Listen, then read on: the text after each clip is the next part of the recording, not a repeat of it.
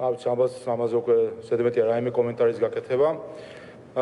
მარტი რამეზე მივაპყრობდი ამერიკელი კოლეგების ყურადღებას.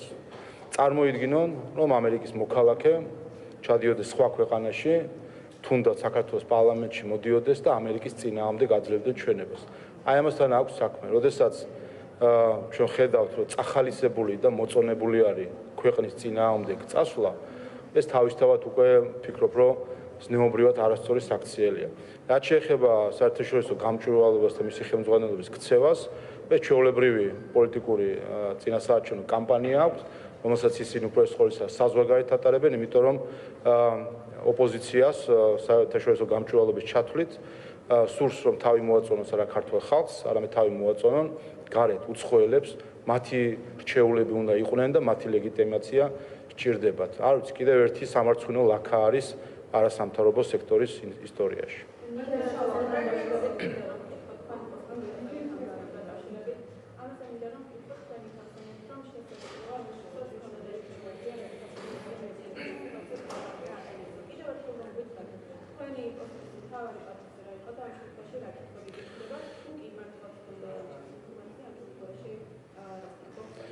უპირველეს ყოვლისა, მე მგონი ყველა აკვირდებით, რომ ბოლო პერიოდში დღე არ გადის, რომ რაღაცა განცხადებები არ კეთდებოდეს საქართველოსთან დაკავშირებით და უკვე კითხვებს ბადებს საერთოდ რა არის ეს ინტერესი, რამდენად ჯანსაღია ეს ინტერესი წინასაარჩევნო პროცესის ფარგლებში. ჰელსინკის კომისიას რაც შეეხება და კონგრესს ჩვენ ხედავთ, რომ რატომღაც საქართველოს იქცა მათი გამოძიების თუ ყურადღების ობიექტი, მაშინ, როდესაც არის საკითხები, რომელიც ტვირთად აწვევს ქართულ-ამერიკულ ურთიერთობებს.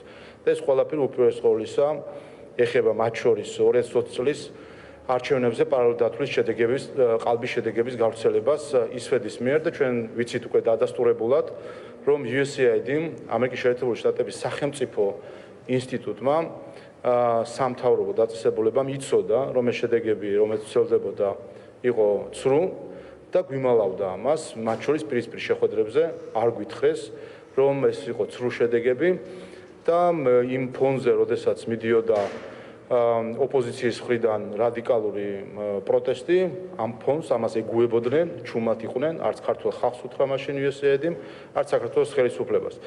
ამავე დროს იმის გათვალისწინებით, რომ USAID არის სახელმწიფო დაწესებულება, ის ფიზიკურადაც განლაგებული არის, განთავსებული არის ამერიკის შეერთებული შტატების საელჩოში, რთულია იმის დაჯერება, რომ ამერიკის შეერთებული შტატების მაშინდელმა ელჩმა არ იცოდა, რომ პარალელდათვლის შედეგები იყო ცრუ. პირადი საუბრებით საქართველოს პატარა ქვეყანაა და ყველა სიცნობს არის მათ შორის დახურულ კარს მიღმა არასამთავრობო ორგანიზაციებსაც უღიარებიათ ის, რომ ეს ინფორმაცია შიგნით იყო ცნობილი, თუმცა ყველა ამას მალავდა. ყველა შეყურებდა საქართველოს, შეყურებდა ნაციონალური მოძრაობის ძალადობრივ პროტესტს და ასე ეგუებოდა იმას, რომ საქართველოს შეიძლება იმ დროს ჩავარდნილიყო არეულობის ქარცეცხლში. ამიტომ რა თქმა უნდა, თუ როცა ვსაუბრობთ ჰელსინკის კომისიაზე, ეკა გიგაურის ჩვენებებს კი არ უნდა ისმენდეს საკუთარი სამშობლოს წინააღმდეგ. არამედ თუ კი უნდათ რომ იყვნენ დამაჯერებელი, პირველ რიგში უნდა გამოიძიონ რა როლი ჰქონდათ ამერიკის შეერთებული შტატების ხელისუფლების წარმომადგენლებს 2020 წლის პარალელდათვლის შედეგების, ცრუ შედეგების გავრცელებაში. საჭირო არის და ქართველი ხალხი ამას მოელის და სამწუხაროდ, აი 4 წლის თავზეც, მიუხედავად იმისა, რომ ეს საკითხი არაერთხელ დამიყენებია დახურულ კარს მიღმა, ამაზე დამაჯერებელი პასუხი არ არის. ამიტომ თუ კი ჰელსინკის კომისიას უნდა რომ ქართველი ხალხის თვალში მის სიტყვას ჰქონდეს დამაჯერებლობა, მან უნდა დაიწყოს კონგრესში გამოძიება იმის დასადგენად, თუ რა როლი ჰქონდათ ამერიკის შეერთებული შტატების სახელმწიფოს წარმომადგენლებს ამ პროცესში. რა მიზანი ქონდა ისვეც მე მგონი არის ნათელი, მათ უნდათ რომ ძირი გამოეთხარათ ქართული დემოკრატიისთვის, რა მიზანი და мотиваცია ამოძრავებდა ამერიკის შეერთებული შტატების სახელმწიფოს წარმომადგენლებს, USAID იქნება თუ სხვა, ეს უნდა დაადგინოს კონგრესმა. და სწორედ ამისთვის აქვს მათ ეს ინსტრუმენტები და ვფიქრობ, რომ თავის მოტყუება და თავის არიდება არის იმ პასუხისმგებლობისგან, რომელიც ამერიკის შეერთებული შტატების კონგრესს, როგორც ამერიკელი ხალხის წარმომადგენლებს აქვს, იმიტომ რომ საბოლოო ჯამში ეს ყველაფერი ეს მთელი პივიტის სკანდალი უპირველეს ყოვლისა დააზიანა ამერიკელი ხალხი და მათი ინტერესები საქართველოში, ვინაიდან აღმოჩნდა, რომ ამერიკული დაფინანსებით აქ ერთ-ერთი არასამთავრობო ორგანიზაცია ცდილობდა სიტუაციის არეულს.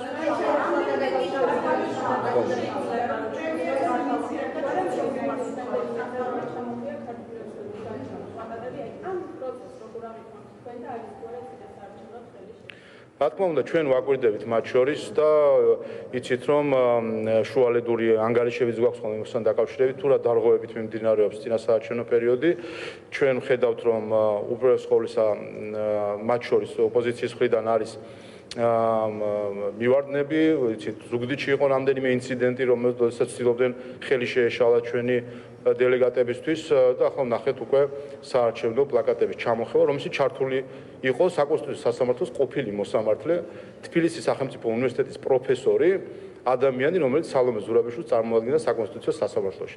აი ეს არის ის მორალი, რომლითაც სარგებლობს, რომლითაც მოძრაობს, ან მუშაობს მელია გვარამიას ჯგუფი და ყველა შეგახსენებთ. აი ეს მომენტებია, ჩვენც უნდა გავიხსენოთ ამერიკის შეერთებული შტატების ყოფილი ელჩის განცხადება, როდესაც გვარამიას შეწყალება მოხდა.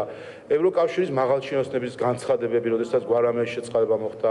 თქვენ გახსოვთ, რომ მაშინ ეს იყო ევროკავშირის მაღალჩინოსანთა ჩარევის შედეგი ქართულ მართლმსაჯულებაში და ზეწოლის შედეგი, რომ გვარამია შეიწყალა სალომე ზურაბიშვილმა და ეს მაშინ ჩვენ შეგვიფუთეს როგორც დეპოლარიზაციისკენ გადადგმული ნაბიჯი.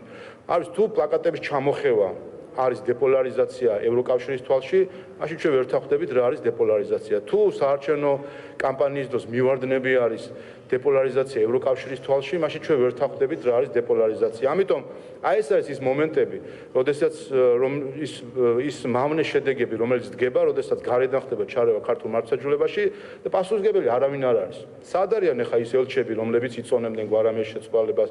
სად არიან ის ევროპელი პოლიტიკოსები, რომლებიც ტვიტზე წერდნენ, რომ ეხლა მოხდება დეპოლარიზაცია? აი ესეთ რადიკალებს, როდესაც ისინი ხელს აფარებენ და გულში იხუტებენ, საბოლოო ჯამში აზიანებენ ქართული ხალხის ინტერესს, ოღონდ აზიანებენ ისე, რომ ამაზე აღარც წუხან და ბოდიშსაც არ იხდიან. ხო, რაც შეეხება ანგარიშს ხედავთ, ნახეთ, მათ შორის სამართლიანი არჩევნების და თვარსები ახალგაზრდების ასოციაციასაც ჰქონდა შუალედური ანგარიში, სადაც იმალება ეს ფაქტები, თვალს ხუჭავენ უცხოური დაფინანსებით მოქმედი დამკვირვებელი ორგანიზაციები ასეთ დარღვევებზე და ნახოთ როგორ იქნება, მე როგორც ვაკვირდები ტენდენციას, ეს საერთო ჯამში ერთი წინასაარჩევნო კამპანია, რომელსაც ოპოზიცია და რამდენიმე არასამთავრობო ორგანიზაცია ერთად ეწევა, ამიტომ აქ ხელი ხელს ბანს, ისინი ჩადიან ძალადობას და დამკვირვებელი ორგანიზაციები ხელს აფარებენ ამას და არასახავენ ანგარიშებში. თუმცა ჩვენ გვაქვს საერთაშორისო დამკვირვებლების იმედი.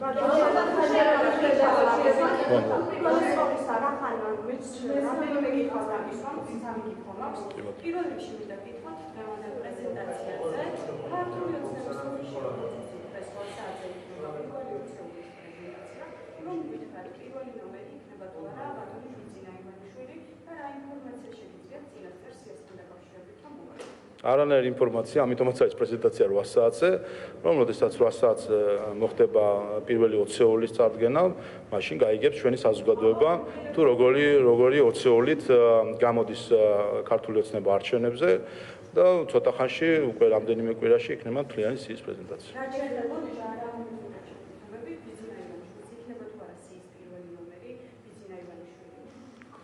მე მგონი ხვდებით, რომ მთელი არსი პრეზენტაციის არის ის, რომ არ ხდებოდეს არასის წინაზე გაცხადება, არამედ პრეზენტაციის დროს გაცხადება. ამდენი ადამიანი ვიკრიბებით 8 საათზე, ტყუილად ხარ ვიკრიბებით, რომ თუ წინასწარ ვიტყვიციას რაღა აზრი აქვს. ამიტომ ყველაფერს უყურეთ დარჩა 5 საათ ნახევარი დარჩა 8 საათამდე. მე მგონი ღირს იმის მოთმენად, რომ ნახოთ ქართული ოცნების პირველი 20-ეული.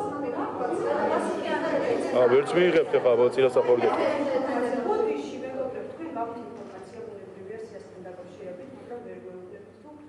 არ გეუბნებით, იმიტომ რომ 5 საათ ნახევარში იქნება პრეზენტაცია და ან მთელი არსი ხო მიმივხვდით რაშიც არის, ხო ალბათ თავხდებით, რომ პრეზენტაციის წინ არის.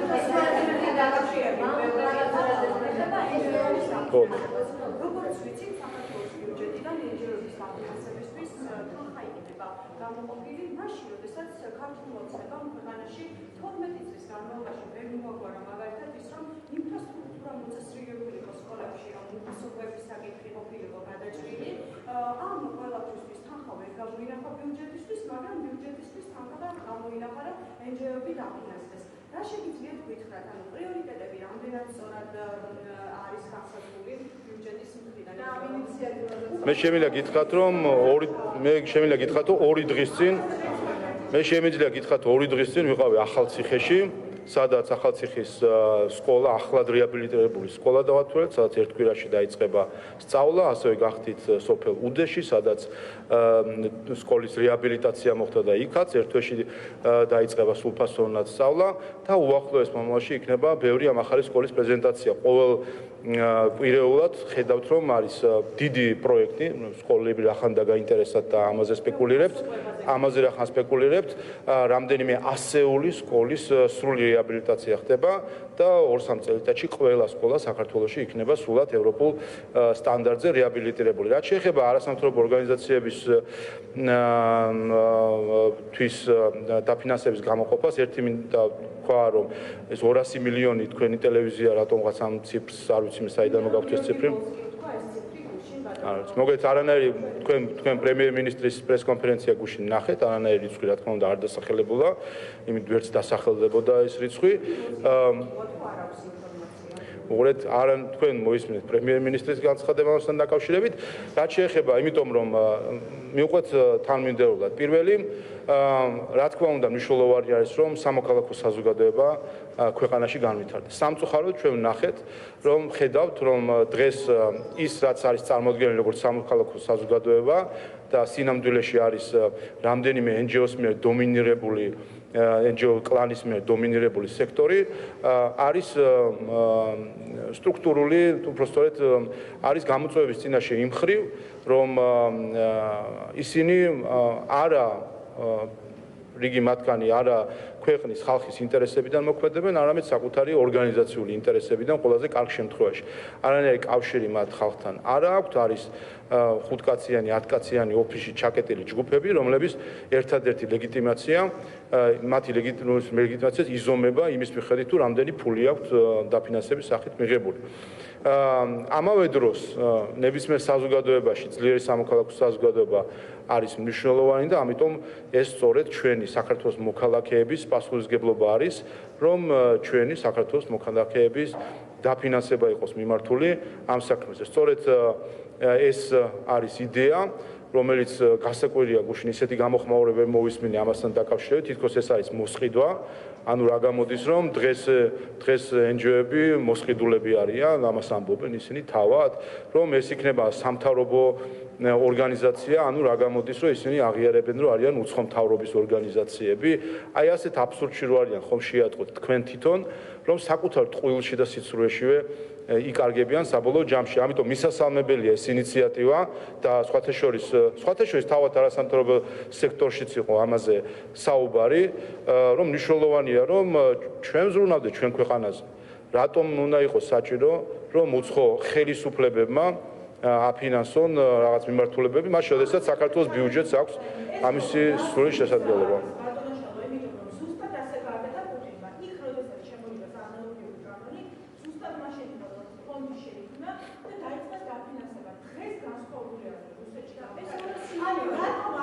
ну არ თქვენ თუ ამბობთ რომ გერმანია რუსულ გზას ადგას ან ამერიკის შეერთებული რუსულ გზას ეს თქვენი უფლება არის თუმცა თქვენ როგორ ფიქრობთ თქვენ როგორ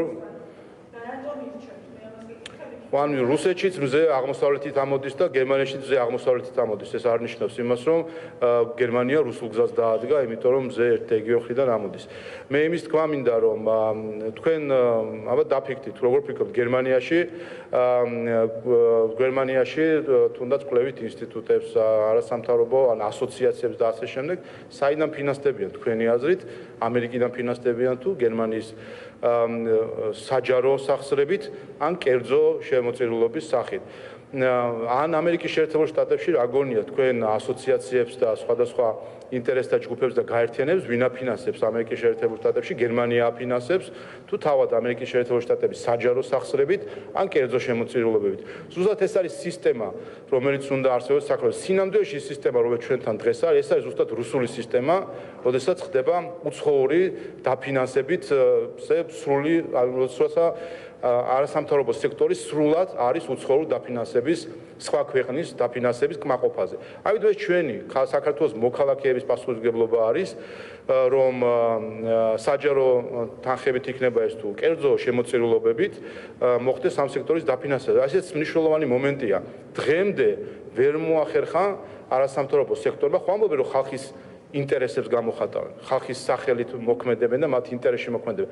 რატო ერთ-ერთი ხალხი ვერ ნახეს ამ ქვეყანაში, რომელიც მათ დააფინანსებდა? თუ კი ისინი გამოხატავენ ექიმების ინტერესებს, რატო ექიმები არ აფინანსებენ? თუ კი ისინი გამოხატავენ რომელიმე სხვა ჯგუფის ინტერესებს, რატო არ აფინანსებენ? რატო ვერ ნახეს ვერც ერთი დამფინანსებელი? ჩვენ ღია გახსნილი საზოგადოება ვართ, ხედავთ რომ არავის არ ეთაკილება და არ უჭირს რომ დააფინანსოს ოპოზიციური პარტიები, მათ შორის რადიკალური პარტიები, ამიტომ რა თქმა უნდა თუ კი იქნებოდა ვინმე დაინახავდა რომ ესა თუ ის არასამთავრობო ორგანიზაცია მოქმედებს ქართველი ხალხის ინტერესში და რატო არ დააფინანსებდა ამას. ამიტომ ეს არის მისასალმებელი ინიციატივა და პირიქით მინდა რომ ჩვენ ეს არის სინამდვილეში საქართველოს სამოქალაქო საზოგადოებისთვის ახალი დასაწყისის ეტაპი, როდესაც ჩვენ ზუსტად იმას, რასაც ილია ჭავჭავაძე ამბობდა, ჩვენ თავს უნდა ვეყუდნოთ და აქედან გამომდინარე ჩვენ უნდა ავიღოთ ჩვენ საზოგადოებაზე პასუხისმგებლობა ქართულმა ხალხმა, ეს ბიუჯეტი ქართული ხალხის ბიუჯეტია და ყველა ჩვენთაგანმა უნდა დავაფინანსოთ ეს სექტორი. არ არის სწორი ინფორმაცია, არ არის. არ დაუდასტურებია არავის და არანაირად. მოკლედ, მოდით შევთანხმდეთ, რომ გუშინ პრემიერ-მინისტრმა მრავალმილიონიანი ფონდი უყურეთ გუშინ რაც დაანონსდა არის ის რომ შეიქმნება სახელმწიფო ფონდი რომელიც დააფინანსებს სამოქალაქო საზოგადოების სხვადასხვა ჯგუფებს. ჩვენ იქიდან გამომდინარე რომ დღემდე არ არსებობდა არანაირი აღრიცხვა ასე თქვა რეესტრი რადგან საუბრობდით რომ რა თანხები ტრიალებს საერთოდ ამ სექტორში რთულია იმის ასე თქვა დღეს იმის თქმა თუ რა თანხა რა დაფინანსება არის ამ სექტორში. თუმცა პრემიერ-მინისტრმა განაცხადა რომ რა თანხებიც მიემართება სხვადასხვა მიმართულებით იქნება ეს დემოკრატია, კორუფციის წინააღმდეგ ბრძოლა, სხვადასხვა ჯგუფების ხელშეწყობა, ერთიორად ამაზე მეტი თანხა გაიღება სახელმწიფოს მხრიდან. აი ეს არის რაც ითქვა და ზუსტად ამისკენმა ჩვენ მოწოდებული. ჩვენ არავის დამადლებული დახმარება არ გვჭირდება და დავინახეთ სამწუხაროდ ბოლო პერიოდში ისა ჩვენ გვეგონა გვერდში დგომა სინამდვილეში ეს ყოფილა დამადლებული დახმარება და ქართულ ხალხს არაფერი არ აქვს არავისგან დასამადლებელი. ამიტომ ქართულ ხალხს თავად შეუძლია იზრუნოს საკუთარ ინტერესებზე, მათ შორის ყველა ეს მიმართულება ჩვენი ბიუჯეტის მეშვეობით დაფინანსდეს და ზუსტად ამაზე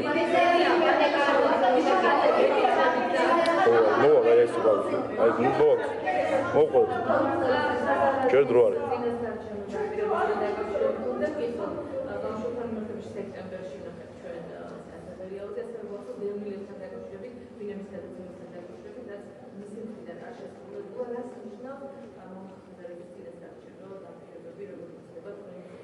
რაც ხაზარაზე ის ქველმოქმედება თაღლითისგან კეთილსაქმეს არ მგონია ვინმე უნდა მოილოდოს.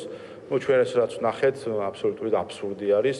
თუმცა, რა ვიცი, ახან აკეთებს გააკეთოს ადამიანი, რომელსაც 17 მილიონი TBC ბანკიდან გააქრო თაღლითურად, ადამიანი, რომელიც საქართველოს მოქალაქეების ჯიბიდან $1.5 მილიარდ ამოცვლას ცდილობდა საერთაშორისო არბიტრაჟში. ეხლა რამდენიმე $2-3 თუ დახარჯავს ასაწყო ბასენში, ესეც ფიქრობ გარკვეული კომპენსაცია ქართული ხალხისთვის.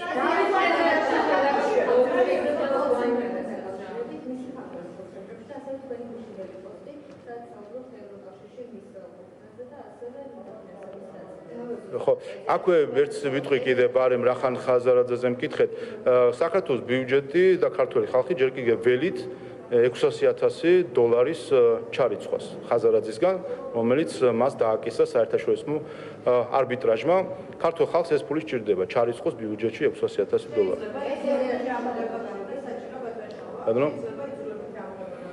ავიცი სამართლებრივი პროცედურები რა თქმა უნდა სხვადასხვა არსებობს, მათ შორის ამ შემთხვევაში საერთაშორისო არბიტრაჟი ეხება, მაგრამ ფაქტი ხომ ყველა ხვდებით $600,000 გადასახდელია ქართული ხალხისთვის და იქ ქვია ასაწყო ბასეინებში კი არ უნდა ხარჯავდეს ამ ფულს. ეს ფული შეაგროვოს, ჩარიცხოს საქართველოს ბიუჯეტში და საქართველოს ბიუჯეტიდან მივა ეს ყველა თითოეული თეთრი ქართული ხალხი.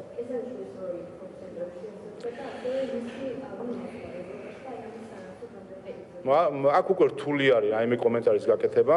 ჩვენ ხედავთ, რომ კეზერაშვილი, რომელმაც ქართულ ჯარს მოპარა ფული, ეხლა ევროპელ პენსიონერებს ძარცვავს და თუ კი მანამდე იყო ეს რაღაც გარკვეული შეფასებების დონეზე, ჟურნალისტური გამოძიების დონეზე, ეხლა უკვე საბანკო გადარიცხვებით დასტურდება, რომ ამ თაღლითური კოლცენტრების უკან დგას დავით კეზერაშვილი, რომელიც გახლავთ ევროკავშირში მიღებული ადამიანი, რომელიც თავისუფლად გადაადგილდება ევროკავშირში, იქიდან აფინანსებს რადიკალურ დღის წესრიგს საქართველოში, არის ნაციონალური მოძრაობის მთავარი ოლიგარქი, არის არასამთავრობო სექტორის დამფინანსებელი, როგორც თვითონ თქვა, და ასევე მისი არის ერთ-ერთი ტელევიზია პირდაპირ. ახლა ამაზე მეტი მტკიცება ევროპელებისთვის, რომ შუაგულ ევროკავშირში უზით ოლიგარქი, რომელიც ევროკავშირის პარტნიორ ქვეყანას ძირს უთხრის მის სტაბილურობას და ამას ესე არხეინად შეყურებენ, მაგ რა თქმა უნდა ჩვენი კითხვები უკვე გვაქვს ამასთან დაკავშირებით, რასთან გვაქვს საქმე? რატომ არის ხელშეწყობილი ეს ადამიანი? რაიმე პირობით ხომ არ არის ის თავისუფალი ევროკავშირის ტერიტორიაზე? ეს პირობა ხომ არ არის ის, რომ მან დააფინანსოს რადიკალური დღის წესრიგი საქართველოში? ამ კითხვებზე პასუხი უნდა გასცეს ევროკავშირმა და მისმა წარმომადგენლობამ. ეს არის პირველი შემთხვევა. მიხეილ სააკაშვილი ასევე საჭილმიჭილი ადამიანი ბრიუსელის ევროკავშირის ოფისებში შეხვედრებს მართავდა მაშინ, როდესაც ადამიანს დამტკიცებული ქონდა, რომ მას ძიმე დანაშაულები აქვს ჩადენილი. ზურაბ ადლეიშვილი დღემდე მართავს შეხვედრებს ევროკავშირის უმაღლეს წარმომადგენლებთან, ხან ბრიუსელში, ხან კიევში. ამიტომ ევროკავშირმა ნაცვლად მორალისტობისა, რომელსაც ბოლო პერიოდში ძალიან ხშირად ვხედავთ ევროკავშირის ზოგიერთი წარმომადგენლის მხრიდან, პასუხი უნდა გასცეს ამას, რასთან გვაქვს საქმე, ხომ არ არის ეს მაღალი დონის კორუფციის მაჩვენებელი ზოგიერთი თანამდებობის პირის მხრიდან, რომლებიც კრიმინალებს ადეიშვილს, სააკაშვილს და კეზერაშვილს მფარველობენ.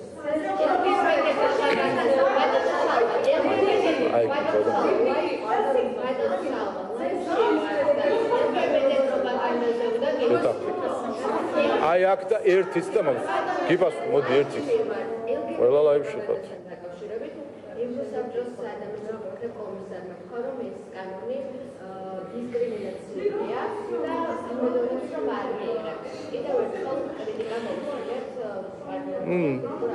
არის გარკვეული ტენდენციები და ამ ტენდენციებზე დაყრდნობილი შეფასებები. მათ შორის როდესაც საუბარია იმაზე, რომ მაგალითად იგივე ამ წერილში მოყვანილია, რომ არასრულწლოვნებისთვის ერთნაირსქესიანთა ურთიერთობისთან დაკავშირებით, ასე ვთქვათ, ინფორმაციის მიწოდება და ამის სასწავლო პროგრამაში ყოფნა არის ნორმალური, არის და ეს არის გამოხატვის თავისუფლების ნაწილი.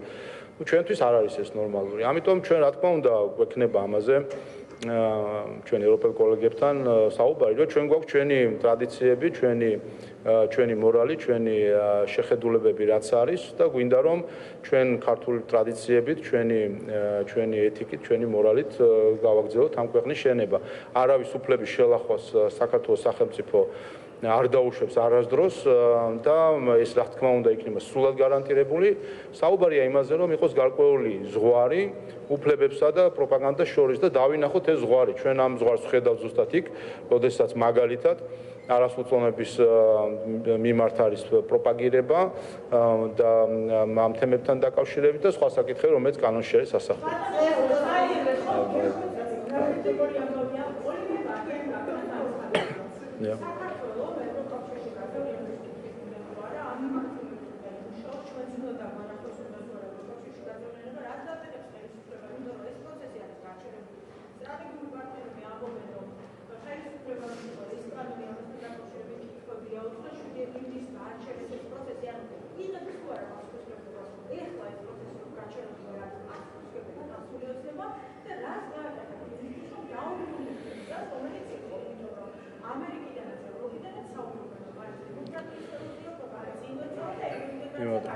არაფერი არ არის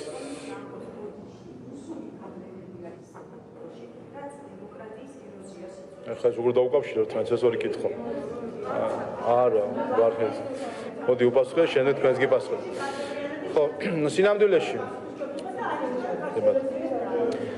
სინამდვილეში ჩვენ ეს გვესმის პოლიტიკური განცხადებების დონეზე ტერმინი გაჩერება სინამდვილეში არაფერი გაჩერებული არ არის ჩვენ მუშაობთ საქართველოს პარლამენტი მუშაობს ასოცირების დღის წესრიგის მიხედვით მიუყვებით ასოცირების შეთანხმების ნახევარი ჩვენ უკვე შესრულებული ვართ ეს არის ჩვენი მიდგომა და სტრატეგია ევროპულ ინტეგრაციაში 2014 წელს როდესაც მოეწერა ხელი ასოცირების შეთანხმებას და 2017-ში ძალაში შევიდა იქიდან მოყოლებული ევროკავშირის მხრიდან ყველაფერი გაჩერებული იყო ჩვენ მივდიოდით წინ და წინ თორე არანაირი დაპირება ჩვენ კანდიდატობაზე, წევრობაზე არც კი იყო ჰორიზონტზე.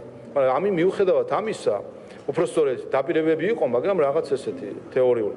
მიუხედავად ამისა ჩვენ მუშაობდით. და რა აღმოჩნდა, რომ იმის იქიდან გამომდინარე, ჩვენ კარგად მუშაობდით, დღეს ვართ მოწინავე კანდიდატ ქვეყნებს შორის ბევრ ასპექტში, ყველა შემთხვევაში უკრაინას და მოლდოვასთან შედარებით. ამიტომ ჩვენ საქმეს ვაკეთებთ.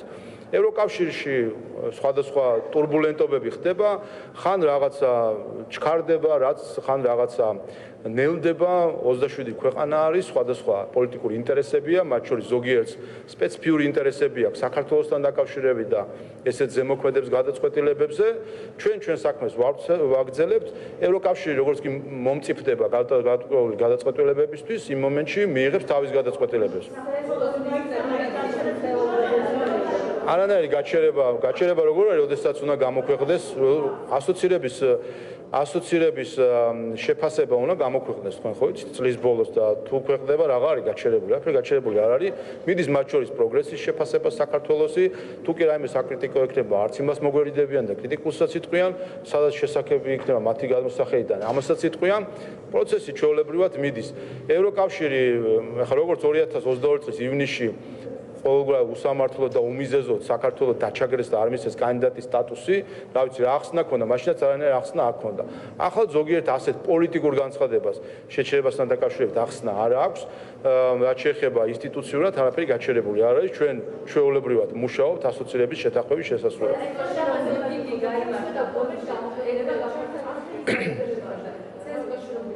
აი იყოს გაგრძელება და მოგამოგეს.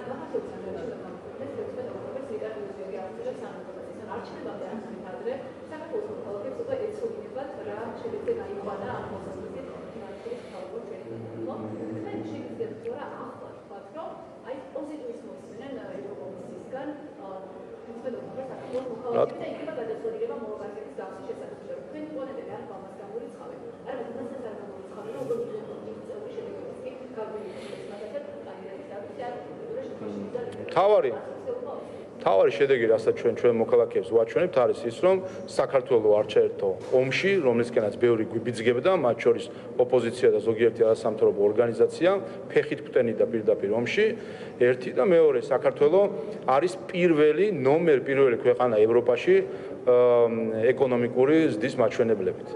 გადახედეთ ევროკავშირის წევრ ქვეყნებს, შეადარეთ საქართველოს და თუნდაც კანდიდატ ქვეყნებს და შეადარეთ საქართველოს ეკონომიკურ ზრდას. დღესაც ნაციონალურ მოძრაობას აქვს ყალბი კამპანია, რომ 14 მილიარდიანი დაფინანსება იქნება თურმე ევროკავშირისგან. სად არის 14 მილიარდიანი, რატო არა ისახა მოლდოვის ეკონომიკაზე აქამდე, რომელსაც საქართველოს რამდენჯერმე გაუსწრო ამასობაში, სადამ მოლდოვა კანდიდატი ქვეყანა იყო და ჩვენ არ ვიყავით კანდიდატი ქვეყანა ამ სხვაობის მიუხედავად გაუსწრით კიდევ უფრო მეტად მოლდოვას. ამიტომ ჩვენ საქართველოს მოსახლეობისთვის გვაქვს ორი მთავარი პირობა შესასრულებელი. ეს არის მშვიდობა და ამ ქვეყნის გაერთიანება და ეს არის კეთილდღეობა ჩვენი მოსახლეობის და ამას ვაკეთებთ. რაც შეეხება ევროკავშირის შეფასებას, 2022 წლის ივნისში ჩვენ მოვისმინეთ უსამართლო დაჩაგვრა ქართველი ხალხის, როდესაც კანდიდატის სტატუსი არ მოგვანიჭეს მათივე დასკვნის მიხედვით უსამართლოდ, როცა ვნახეთ შეფასებები და შედარებები და ყველას ჯობდით და რატომღაც ყველას მიენიჭა ჩვენს გარდა, ერთ-ერთი შედეგი რაც ჰქონდა ამ უსამართლო გადაწყვეტილებას, ეს იყო NGO-ების მხრიდან ხელისუფლების ხელში ჩაგდების მცდელობა, როდესაც მათ შორის ევროკავშირიდან დაფინანსებულმა NGO-მა მოითხოვეს, რომ მთავრობაში ქონოდათ ადგილები და ვეტოს უფლება მთავრობის დაკომპლექტების დროს. ეს იყო ერთ-ერთი შედეგი მაშინ იმ უსამართლო გადაწყვეტილებების, რომელსაც ვერავინ ვერ აგვიხსნა. ჩვენ ხო კიდევ ერთხელ ჩვენ არ გვაქვს გავლენა სხვა ქვეყნებს და ვერ გვექნება ეს გავლენა, მათ შორის ჩვენი ზომიდან გამომდინარე. ერთ-ერთი რაზეც საქართველოს ხელისუფლებას აქვს გავლენა, ესაა თავად ხელისუფლების საკუთარ გადაწყვეტილებებზე, ასე ვთქვათ, და იმაზე თუ როგორ იმოძრავებს საქართველოს. ჩვენ რო ზოგიერთი ევროპელისთვის დაგვეჯერებინა, ჩვენ დღეს გვექნებოდა ომი. აი იმ ევროპელებისთვის, რომელიც გვეუბნებოდნენ, რომ ესკალაციაში უნდა შესულიყავით რუსეთში, საჯაროდ. იმ ევროპელებისთვის, რომ დაგვეჯერებინა, მათ შორის ზოგიერთი ქვეყნის პრეზიდენტისთვის, რომელიც მოგვიწოდებდა სანქციები დაგვეწესებინა რუსეთისთვის. აი ამ ევროპელებისთვის დაგვეჯერებინა, მათ შორის ზოგიერთი პრეზიდენტისთვის. საქართველო შევიდოდა ომში. ამიტომ რა თქმა უნდა, ჩვენ გავლენა არ გვაქვს იმაზე თუ რას გვეუბნებიან, ერთ-ერთი გავლენა რაზეც გვაქვს ჩვენ, რომ ვიმოქმედოთ ქართველი ხალხის ინტერესების მიხედვით.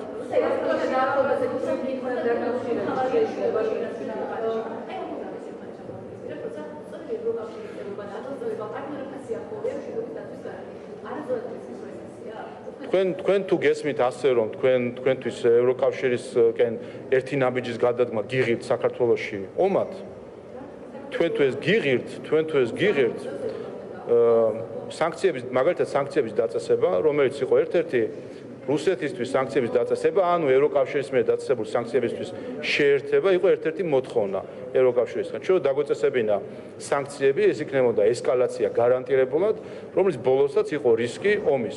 რა თქმა უნდა, ჩვენ რო ეს ნაბიჯი გადაგვედგა, შეიძლება ერთი ნაბიჯი წინ წავწეულიყავით ინტეგრაციის მხრივ, მაგრამ ერთი ნაბიჯით ახლოს მივსულიყავით ომთან.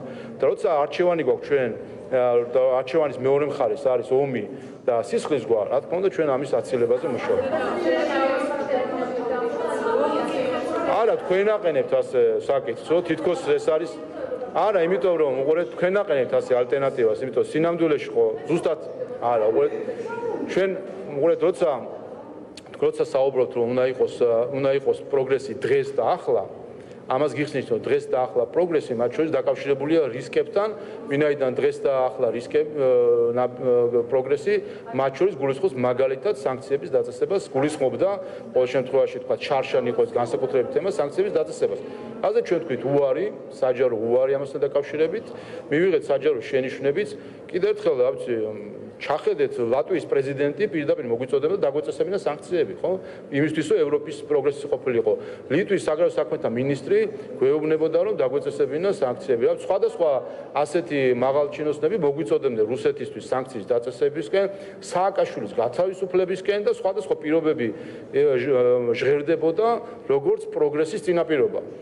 ანუ გვეუბნებოდნენ რომ ამას თუ გააკეთებ, უფრო წინ წახვალ და ახლა თქვენ ამ არჩევანს თუ დაგიყენებდნენ, რას საერთოდ ერთი ნაბიჯით წასულიყავით წინ ევროკავშირისკენ, თუ ერთი ნაბიჯით წასულიყავით წინ მშვიდობისკენ. ასე რომ ანუ უბრალოდ დაგეხიათ მშვიდობისკენ, ხალხს როგორც შეადარებთ ამ ყველაფერს და ამიტომ კიდევ ერთხელ რო შევაჯამო.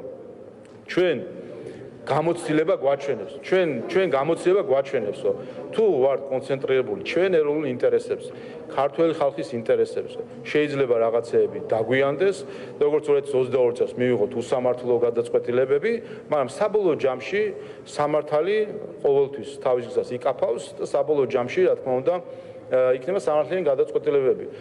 ჩვენ არ მივიღეთ კანდიდატის სტატუსი 2022 წლის ივნისში, მივიღეთ 23 წლის დეკემბერში. რა დაშავდა ამ ყველაფრით, როცა ამავე დროს ჩვენ წინ წავედით უფრო ეკონომიკურად და ინსტიტუციად, ვიდრე მოლდოვა, უკრაინაზე აღარ ვსაუბრობ. ამიტომ მთელი არსი პოლიტიკისა და მთელი პასუხისმგებლობა პოლიტიკოსების არის ის, რომ საკუთარი ქვეყნის და ხალხის ინტერესებზე დაყრდნობით იმოძრაოს იმ მიზნისკენ, რომელიც ჩვენი საერთო მიზანია.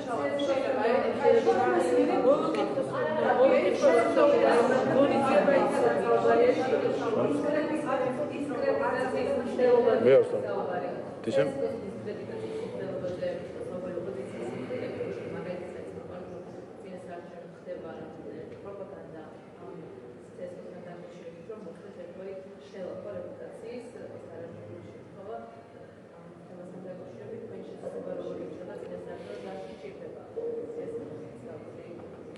იმიტომ სინამდვილეში ოპოზიცია ემზადება არა არჩევნებისთვის, არამედ არჩევნების მეორე დღისთვის. იმისთვის რომ კვლავ კიდევ ერთხელ უკვე მეოთხეჯერ არ აღიაროს არჩევნების შედეგები. ჩვენ თქვით კიდევაც რომ ერთის მხრივ გამოცდილება გვაჩვენებს რომ ოპოზიცია და NGO კლანი აუცილებლად არ აღიარებს ამ არჩევნებს, როგორც 2012-ში არ აღიარა ოპოზიციამ, 2016-ში არ აღიარა, 2020-ში არ აღიარა. არ სხვა საფუძველია იმის ფიქრის რომ 2024-ში აღიარებს ეს ერთი ან გამოცდილება გვაჩვენებს და მეორე ნიშნები არის უკვე ამის ხედავთ ჩვენ უპირველეს ყოვლისა ოპოზიციის მხრიდან თავდასხმას ცესკოზე რაც პირდაპირ ნიშანი არის რომ ამზადებენ ასე ვთქვათ საბაბებს იმისთვის რომ არ აღიარონ არჩევნები და ასევე ხედავთ ადგილობრივი სადამკვირვებლო ზოგიერთი ორგანიზაციის NGO-ს წინასწარ ანგარიშებს რომელშიც ისინი ერთის მხრივ ყალბ ასე ვთქვათ შეფასებებს აკეთებენ მაგალითისთვის მოვიტან უკვე აი არ ვიცი სასაცილო დონემდეა მისული ბოლოს არ ვიცი ისვედის ის ხომ მეგონი ანგარიში ბეშუმში შუამთობის დროს არის არ ვიცი 10 წლების ტრადიცია არის რომ იქ ჩასული სტუმარი ახლა დაქორწინებებს გადასცემს ბეჭედს და ეხა ამის მოხსენება ამორჩევლის მოსყიდვად ვაი არ ვიცი ხა უკვე სერიოზულობის ზღვარს მიღმა არის საერთოდ ჯამში და როგორ არის ესენი ამზადებენ ამ დასკვნებს უცხოელებისთვის და არა ქართული ხალხისთვის ხა უცხოელი წაიკითხავს იფიქრებს რომ ხო ვიღაცა მოისყიდა მაგრამ ნუ ესეთი აბსურდებს რო წერენ ხო ნუ რაზეა საუბარი საერთოდ ერთი და მეორე პირდაპირ გამოჩნდა სამართლიანი არჩევნების ბოლო ეს შუალედური ანგარიში რაც იყო რომ ისინი ხელს აფარებენ ოპოზიციის მხრიდან ძალადობას, მათ შორის NGO-ების მხრიდან ძალადობას, დეზინფორმაციას, მოსყიდვას და ასე შემდეგ.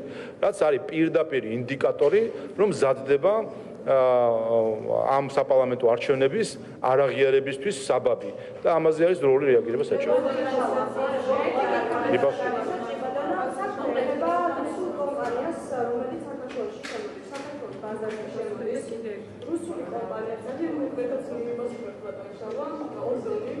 რომლის აქციების მფლობელიც არის ივანიშვილთან დაახლოებული ბიზნესმენი ევტუშენკოვი, ან ევტუშენკოვი არის ამ კომპანიის ოზონის აქციების მფლობელი. წვანიშვილი, იმიტომ ამთუთქორა ხელისუფლებამ ამ კომპანიას, რომ იცინო ივანიშვილის მეგობართან, ევტუშენკოვთან დაახლოებული კომპანია არის და მათ შორის ევტუშენკოვის შვილი, რომელიც დასავლეთის მიერ არის დასანქცირებული, ისიც ამ კომპანიაში მუშაობს.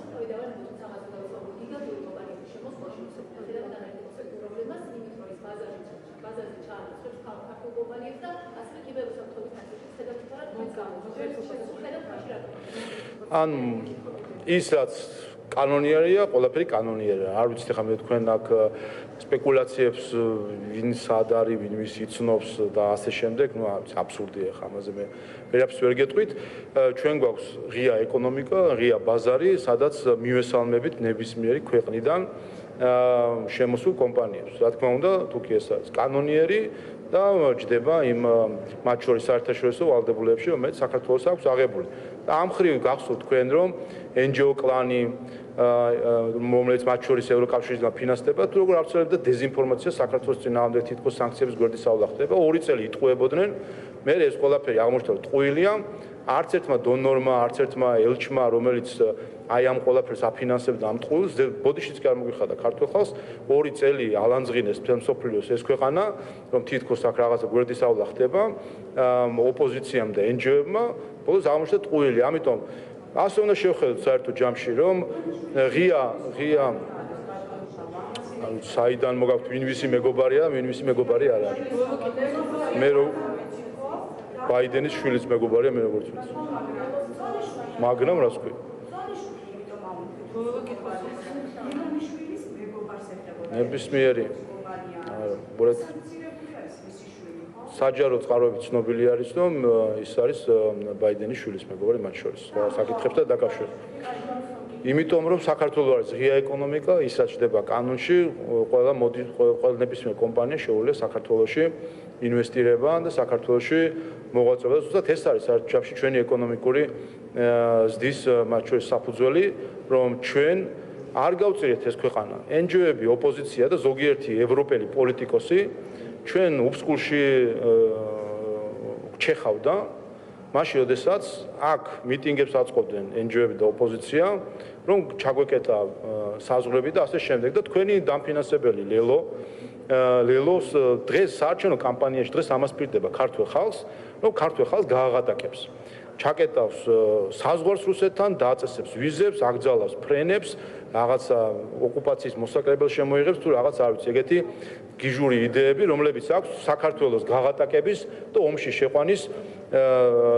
შეყვანის გეგმა, რომელსაც იმხელა უტიფრობა გამოიჩინოს, რომ ილიას გეგმა დაარქვეს საქართველოს გააღატაკების და ომში შეყვანის გეგმას. ეხლა ამაზე მეტი რა უნდა ილაპარაკო, კიდევ ერთხელ, აი ამაზე მეტი თაღლითობა რა შეიძლება ჩაედინა ლელოს, როდესაც ქვეყნის გააღატაკების,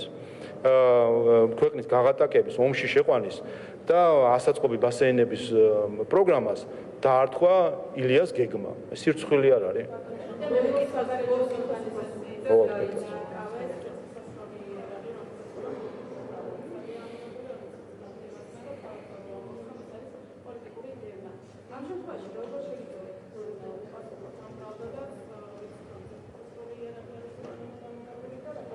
იყო ამაზე შინაგან სამინისტროს განცხადება იყო იორ მუღამოში, არ ვიცი მე ლელოს აქტივისტი იყო თუ არ იყო, თვითონ ამბობს ლელო რომ ჩვენი აქტივისტი არისო, ნუ დაიჭერენ საქმეს ისეთ ადამიანებთან, რომლებიც იარაღით დადიან აქეთ იქით, ეხლა რა უნდა უყოს, რა უთხრა სხვა.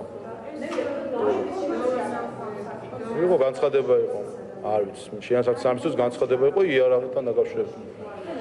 იარაღს და პოლიტიკას წესით კავშირი ერთმანეთთან არ უნდა ქონდეს. ლელო თუ აკავშირებს ერთმანეთს იარაღს და პოლიტიკას, ეხლა ეს უკვე პოლიტიკა აღარ არის.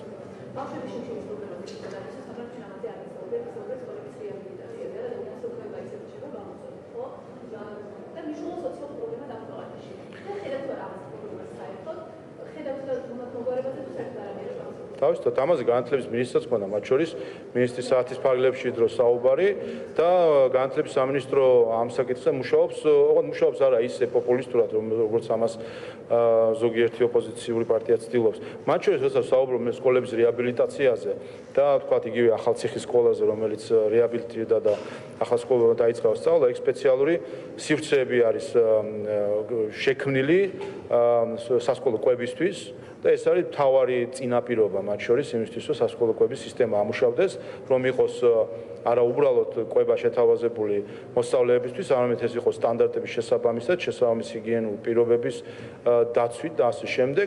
ასე რომ განათლების სამინისტრო ამას მიყვება სისტემურად, იმისთვის, რომ ეს იყოს არა ის პოპულისტური განცხადებები, რომელსაც ახლა ხედავ მათ შორის, რომ ზოგიერთი ადამიანი, რომელიც თავს განათლების ექსპერტად უწოდებს და აღმოჩნდება თურმე ყოფილან ღრმა ჩათხრობილი პოლიტიკოსები, რომელიც ექსპერტების ანტურაჟით გველაპარაკებოდნენ, მათ შორის, როდესაც მე გახდით განათლების კომიტეტში, ეხლა ამ პოპულიზმით რო არიან დაკავებული, უბრალოდ სამარცხვინოა საკუთარ თუ კი რაიმე პრეტენზია აქვთ ექსპერტობაზე, ამას უბრალოდ ხას უსვა.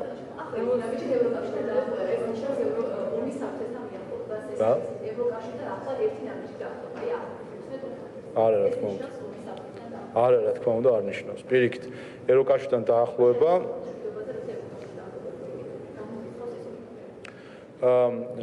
როდესაც ჩვენი ოპოზიცია ამბობდა, რომ ევროკავშირში წინ წასვლის და დღემდე ამბობს, ხო ლელო ხო ამას ამბობს. რომ ევროკავშირის წინ წასასვლელად უნდა ჩავკეტოთ საზღვარი რუსეთთან, დავაწესოთ სანქციები. ლელოს პროგრამა ხო ეს არის, რომ დაუწესოთ სანქციები რუსეთს. მოყურეთ, აი ლელო ამბობს, რომ კარგი, თქვათ ლელო ამბობს, დაუწესოთ სანქციები რუსეთს. თუ გინდათ წინ წავიდეთ ევროპისკენ. და თუ კი ამ გზას დაადგებიან, ეს არის ესკალაციის გზა, რომლის ბოლოს არის გარანტირებულად ეკონომიკური კოლაფსი ამ ქვეყნის და დიდი ალფატობით სამხედრო დაპირისპირება რუსეთთან. აი ეს არის სინამდვილეში საარჩევნო კამპანია, რომელიც აქვს ზოგ ქვეყნებს. ბატონო? არა მე მოგიტანით მაგალითი და თქვენ თუ დაეთანხმებით ამ აზრს რომ ევროკავშირში წინსასასვლელად გზა გადის სანქციების დაწესებას და რუსეთთან ურთიერთობის ესკალაციაზე ანუ ამას ეს ლელოს საარჩევნო პროგრამაში წერია იმდენად აბსურდშია გადავარდნილი რომ ისიც ფურცელზე დაწერეს ეს ყველაფერი ქვეყნის განადგურების გეგმა თან ილიას გეგმა დაარქვეს და ფურცელზე დაწერეს პირდაპირ მტკიცებულება შექმნეს რომ ეს ზეპირი განცხადება კი არ არის მათი პროგრამაა რომ როგორც კი მოვლენ ხელისუფლებაში მეორე ჩვენ რასაც ვამბობდით და იყო საუბარი რომ ჩვენ ვაბრალებთ ოპოზიციას თავად დოკუმენტურად დაადასტურეს რომ როგორც კი მოვლენ ხელისუფლებაში მეორე დღესვე დაიწყებენ ესკალაციას რუსეთთან რაც იქნება ილიას გეგმაში სანქციებს რაც ეხება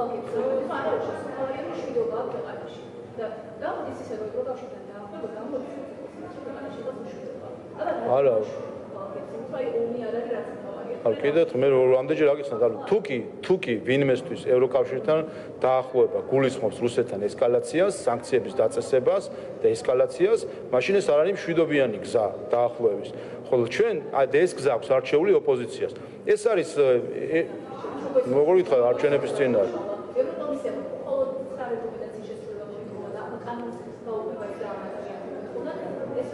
ცხა რეკომენდაციიდან ერთ-ერთი გახლავთ ევროკავშირის საგარეო პოლიტიკური ინსტრუმენტებთან მიერთება, რომლის ნაწილიც გახლავს სანქციებთან მიერთება.